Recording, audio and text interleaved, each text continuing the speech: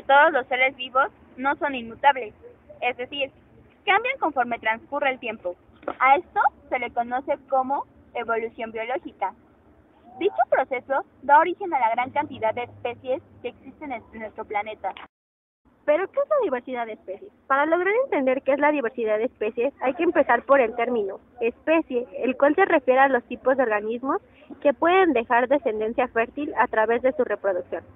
Por otro lado, la diversidad biológica, o también conocida como biodiversidad, señala la inmensa variedad de seres vivos que habitan en el planeta tras millones de años de evolución. La diversidad biológica puede dividirse en diversidad genética. Se refiere a diversos fenotipos entre individuos que forman parte de una misma especie y cómo cada uno interactúa con el medio ambiente. Por ejemplo, el color de piel, de ojos y cabello en los humanos. Diversidad ecológica es la variedad de especies que existen dentro de un mismo ecosistema o comunidad de organismos que interactúan entre sí.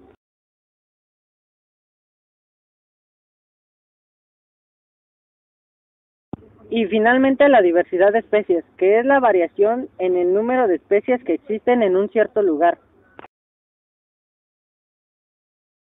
Así que la palabra biodiversidad o diversidad biológica es un término usado para incluir la variedad de la vida, especies, genes, ecosistemas, procesos ecológicos y evolutivos, todos de diferentes partes del mundo.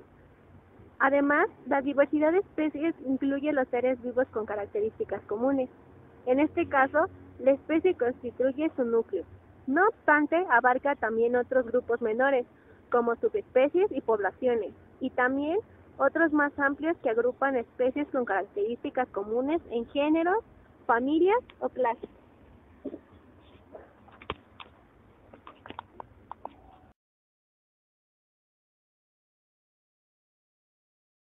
En ocasiones, los organismos pueden quedar aislados geográfica o ecológicamente, lo que puede dar origen a nuevas especies. A esto se le conoce como especiación, y existen dos tipos de especiación. Alopátrica se da cuando existen barreras geográficas como ríos, lagos, cañones, etc., dejando a dos poblaciones separadas e impidiéndoles la migración y reproducción entre ellas.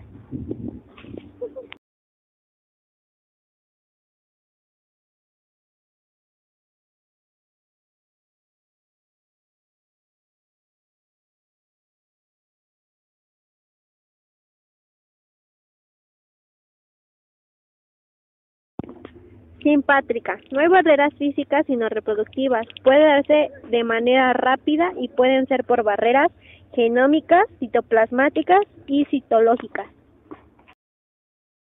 Genómicas. Existen diferencias en el número, composición o estructura de los cromosomas.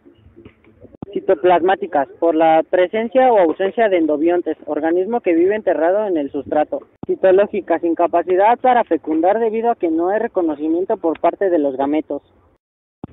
Mecanismos de aislamiento. El origen de una nueva especie implica la evolución de mecanismos o barreras biológicas que impidan el entrecruzamiento con individuos de otras especies.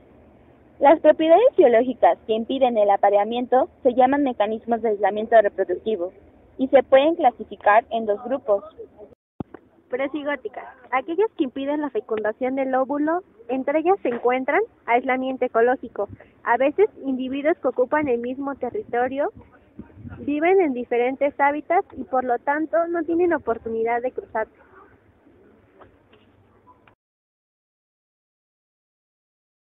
Aislamiento estacional. Los organismos pueden madurar sexualmente en diferentes horas del día o estaciones del año.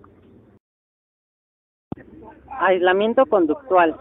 La atracción entre machos y hembras o entre gametos masculinos y femeninos en el caso de las plantas y organismos acuáticos es necesaria para que se produzca la unión sexual. Aislamiento mecánico. La cópula es a veces imposible entre individuos de diferentes especies, ya sea por el tamaño incompatible de sus genitales o por variaciones en la estructura floral. Aislamiento gamético. En los animales con fecundación interna, los espermatozoides son inviables en los conductos sexuales de las hembras de diferentes especies.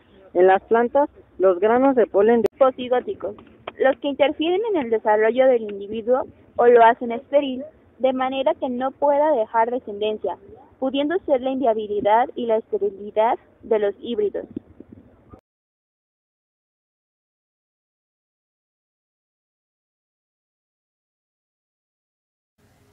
Conclusión.